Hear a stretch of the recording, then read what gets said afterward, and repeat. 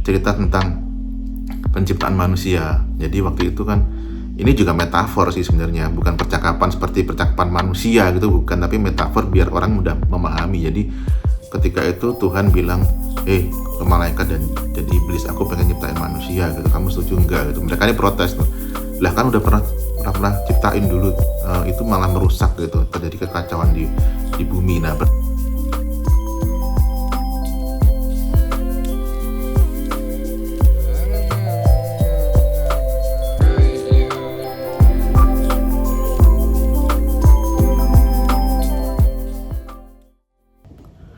Assalamualaikum warahmatullahi wabarakatuh. Salam damai, salam sejahtera, salam kebajikan, salam keindahan. Om Swastiastu. Ketemu lagi dengan saya Yahri Vandaru di channel Sinau Urip.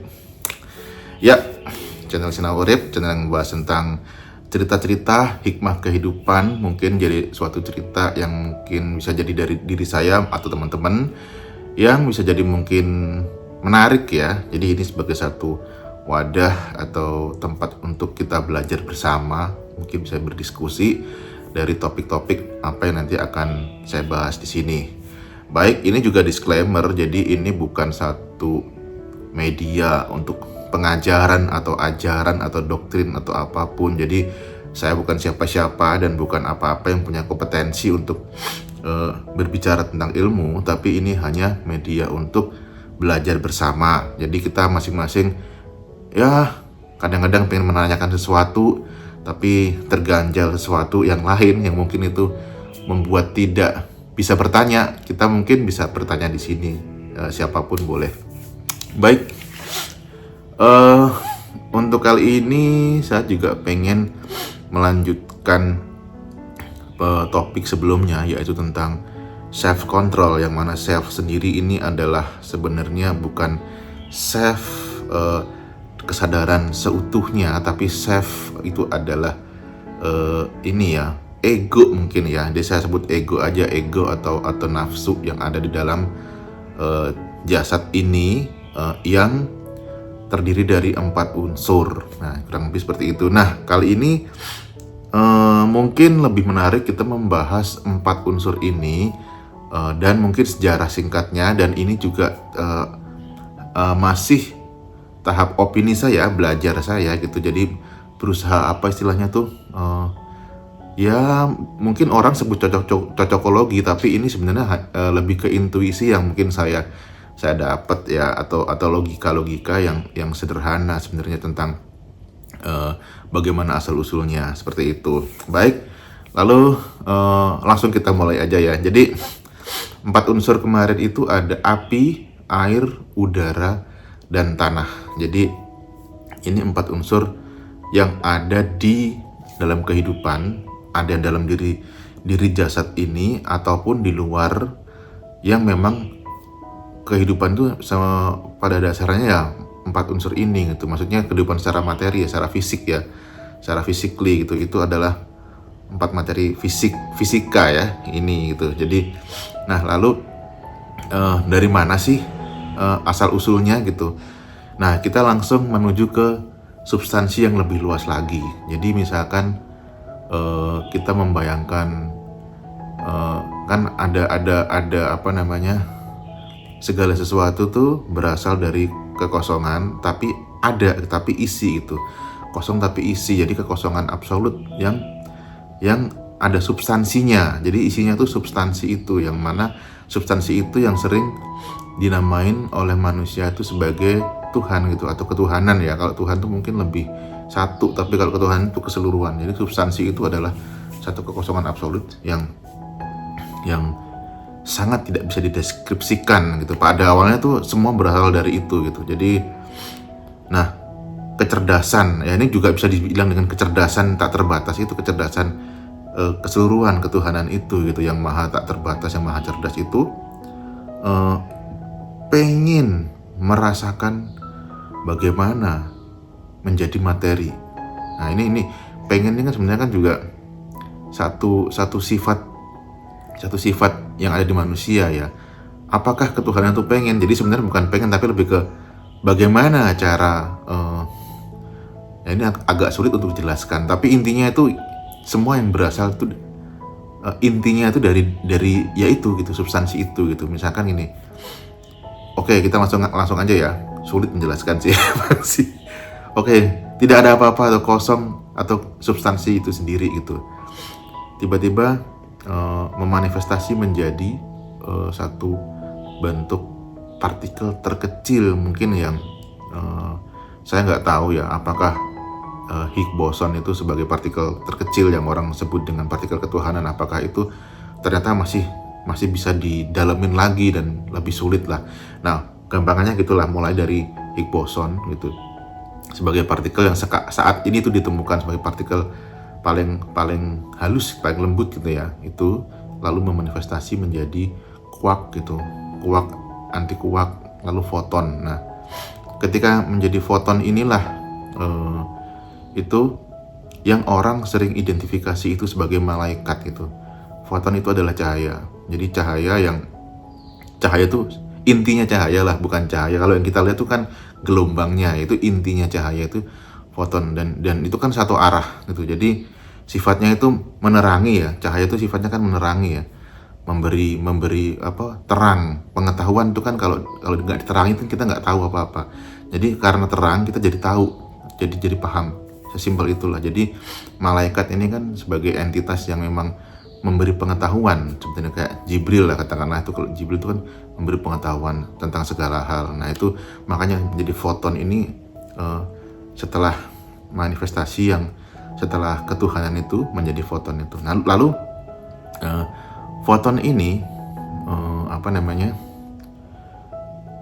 kan banyak ya. Jadi termanifestasi banyak gitu cahaya gitu. Lama-lama dia muncul satu panas gitu, panas yang membara ya. Akhirnya dari foton ini muncul percikan-percikan menjadi materi yang dinamai dengan api. Nah, makanya kenapa kalau mungkin kalau nggak tahu ya, kalau di tradisi Muslim itu bilang kalau api ini berasal dari malaikat yang membangkang gitu. Si iblis itu tuh dulunya malaikat. Nah, ada cerita seperti itu kan. Jadi ini foton yang semakin banyak, semakin dia menjadi destruktif. Nah, pada akhirnya yang awalnya ini dia tuh satu arah gitu, mungkin positif ya, satu arah memberi gitu. Tapi ketika dia terlalu banyak menjadi negatif, jadi membakar, makanya gitulah. Nah, jadi itu udah terjadi prinsip keseimbangan nih. Ternyata malaikat ini jodohnya sama iblis gitu. Jadi ini satu keseimbangan. Yang malaikat ini membangun, iblis ini merusak, semacam itu. Ini udah menjadi satu bentuk keseimbangan manifestasi dari ketuhanan paling lembut. Nah, oke, ini terjadi seperti itu. Nah, secara materi si malaikat atau si iblis atau si api ini kan membakar ya. Membakar, jadi panas, jadi uap, lalu jadi awan, jadi uap ya. Nah, lalu setelah itu membakar sesuatu tuh muncul pertemuan saya nggak tahu sebutannya apa, yang jelas ada partikel-partikel yang lain tuh yang tiba-tiba membentuk uap gitu. Ternyata pas dicampur tuh jadi air. Nah, gitu. Jadi lalu setelah api ini jadi air gitu. Nah, jadi air, terus nanti yang pecahan-pecahan api ini kan kalau kena sesuatu ya bisa memadat. Nah, sesuatunya ini apa saya juga belum bisa menceritakan, tapi yang jelas tuh dari air ini tuh terkena mungkin sesuatu itu, mungkin apa ya? Mungkin ada. Jadi setelah api ini kan ada ini ya, udara juga karena mengandung. Nah, ini mungkin mesti ke nanya ke orang fisika sih. Dari api sendiri ini kan muncul uap ya. Uap pasti ada udara gitu. Nah, jadi lahirlah udara. Kayak udara dulu ya. Lalu udara ini juga kan berlebihan tuh. Jadi setelah api panas terus jadi ada muncul O2, CO2 mungkin apa gitu. Lalu jadilah tuh udara atau angin gitu tuh. Jadi dari api lahir, kita persimpel aja ya biar saya juga nggak bisa jelasinnya. Jadi dari api lahir udara, lalu lahir air. Nah, dari air ini menimpa si api terus memadat gitu loh. Memadat ya menjadi partikel-partikel, lalu lama-lama menjadi tanah. Jadi memang siklusnya itu ya tanah ini paling muda gitu. Jadi ketika penciptaan materi ini keempat ini tuh tanah ini paling muda, paling terakhir. Nah, kurang lebih sama lah. Jadi logikanya itu manusia ini kan terakhir ya, termuda ya, setelah malaikat, jin atau iblis ini ya, pokoknya intinya entitas yang metafisik ini tuh yang tua lah gampangnya gitu. Lalu terbentuk empat materi ini menjadi tanah, itu gampangnya ya udah jadi bumi lah, itu jadi dari bumi atau planet-planet yang lain. Itu kan terjadi karena ledakan-ledakan. Nah, ini terjadi di mikrokosmos dan makrokosmos gitu. Jadi memang yang ada di dalam dan di luar itu sama refleksi, kurang lebih seperti itu. Gimana, sudah ruwet nggak sih sebenarnya atau sudah paham? Kurang lebih sama pembentukannya sama seperti itu. Nah, lalu tanah ini, misalkan kita langsung lompat ke bumi ya, tanah ini kan tetap aja tuh perputaran empat unsur ini terjadi terus tuh. Panas, uap air, udara, kena angin jadi air, hujan, lalu jadi hujan masuk ke bumi, tumbuh mulai dari tanaman-tanaman lumut segala macam jadi rumput, jadi terus tiba-tiba ada binatang-binatang bersel satu, lalu mungkin ada DNA dulu kali ya. DNA ini ya sebenarnya kan percikan dari tadi itu kekosongan absolut tadi itu atau ketuhanan itu. DNA lalu masuk ke dalam, diinstal ke dalam hewan kecil, lalu tumbuh berevolusi menjadi hewan bertulang belakang, reptil jadi mamalia jadi ya dinosaurus termasuk reptil ya. Jadi mamalia jadi primata jadi primata, mungkin homo sapiens mungkin, entah bagaimana ceritanya. Nah, ini nih ada satu titik cerita tentang penciptaan manusia. Jadi waktu itu kan, ini juga metafor sih sebenarnya, bukan percakapan seperti percakapan manusia gitu, bukan, tapi metafor biar orang mudah memahami. Jadi ketika itu Tuhan bilang, ke malaikat dan iblis, aku pengen nyiptain manusia gitu, kamu setuju enggak gitu. Mereka ini protes tuh, lah kan udah pernah ciptain dulu, itu malah merusak gitu, terjadi kekacauan di bumi. Nah, berarti kan memang ada rentang jarak yang lumayan panjang ketika Homo sapiens dan sebelumnya ini tuh sangat panjang, berapa juta tahun tuh sudah ada gitu. Sebelum Adam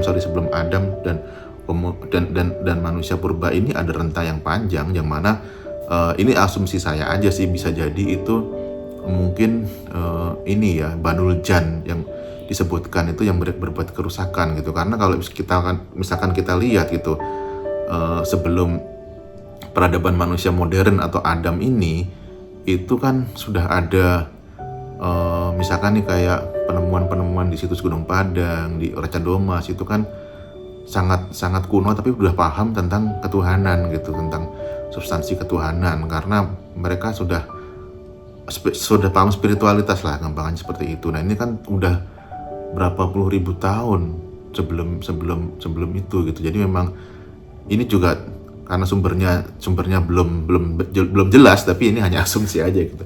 Nah, jadi memang ada satu DNA khusus yang diinstal gitu ya, dalam manusia modern ya, Adam sendiri itu yang mana emang ditugaskan. Sebenarnya sih masalah cerita itu dipengaruhi oleh iblis makan buah kudus segala macam, ini ya metafor juga sebenarnya. Ya mungkin ceritanya mungkin lebih detail, tapi mungkin nggak bisa dibahas di sini karena ini mau bahas 4 unsur tadi. Nah, pokoknya sesimpel pokoknya manusia ini lahir di bumi ya sebenarnya ya, lahir di bumi yang dari tanah yang makan tanaman, terus tanaman dimakan hewan dan sebagainya ini. Nah, otomatis kan 4 unsur itu masuk ada di dalam diri gitu. Nah, jadi lahirnya 4 unsur tadi itu dari penciptaan semesta dan memanifestasi juga ke dalam jasad manusia. Nah, jasad manusia ini kan kalau cuma 4 unsur ini kan jadinya kayak hewan gitu. Kayak hewan tuh karena belum punya kesadaran. Nah, akhirnya kenapa manusia dibilang sempurna? Karena diinstallah kesadaran itu, dan kesadaran ini adalah manifestasi percikan ketuhanan itu sendiri. Nah, lalu kesadaran inilah yang bisa mengontrol 4 unsur atau ego ini atau nafsu ini, yang orang biasa sebut itu avatar. Nah, atau kalau di dalam Islam itu Nur Muhammad. Nur Muhammad itu yang bisa mengendalikan si 4 unsur ini. Jadi manusia menjadi berbudi pekerti, punya etika yang semestinya itu karena diinstalnya tadi itu kecerdasan atau kesadaran ketuhanan atau Nur Muhammad itu ke dalam ruh. Ruh itu sebenarnya juga Tuhan itu sendiri, ketuhanan itu sendiri yang memercik gitu ya. Jadi memang apa namanya manifestasinya yang memercik ke dalam tubuh-tubuh kecil, bagian dari tubuh-tubuh kecil itu bagian dari kemahabesaran gitu, dan diinstallah kecerdasan setitik, kecerdasan maha semesta itu, maha segalanya itulah. Nah, ini yang punya fungsi sebagai pengontrol atau pengendali semuanya itu 4 unsur ini. Makanya kenapa kalau di film Avatar itu si Aang itu bisa mengendalikan semuanya, karena dia itu ya si Avatar ini ya memang seharusnya menjadi manusia itu seperti itu simbolnya gitu. Jadi memang sebagai manusia itu ada dominan dari keempat ini tuh, ada dominan salah satu ini pasti ada gitu, karena itu kan terkait dengan kapan lahirnya, harinya apa, konstelasi semesta saat itu bagaimana, waktunya, lalu juga pengaruh dari luar, dari orang tua, dari kakek nenek leluhur kita dan sebagainya. Lingkungan itu membentuk si bayi itu punya komposisi materi tubuh seperti apa dan materi energi itu seperti apa yang menjadi human design saat itu gitu. Nah, kompleks banget sih memang. Nah, jadi kembali lagi how to self control. Jadi memang self-nya itu bukan self tentang diri yang ada, yang diinstal, tapi dirinya ini diri nafsu atau ego sebenarnya gitu. Nah, yang mengontrol itu ya kesadaran itu, si Avatar itu atau Nur Muhammad atau mungkin Korin. Jadi Nur Muhammad memanifestasi menjadi kembaran kita, si Pancer itu gitu, sedulur papat kali mau pancer, 5-nya ini ya si Avatar, si pengendali itu gitu. Jadi kembali lagi ke unsur itu. Nah, jadi panjang ya. Nah, kira-kira seperti itu sih penjelasan tentang asal-usul keempat unsur materi yang ada di dalam jasad atau fisik ini, dan juga di luar sebagai semesta besar gitu. Nah, mungkin next kita akan bahas tentang satu persatu dari 4 unsur ini, mungkin bisa jadi lebih menarik. Ya, untuk ini mungkin cukup sekian. Kalau teman-teman ada masukan atau tambahan boleh tulis di kolom komentar. Baik, demikian. Assalamualaikum warahmatullahi wabarakatuh. Salam damai, salam sejahtera, salam kebajikan, Om Swastiastu.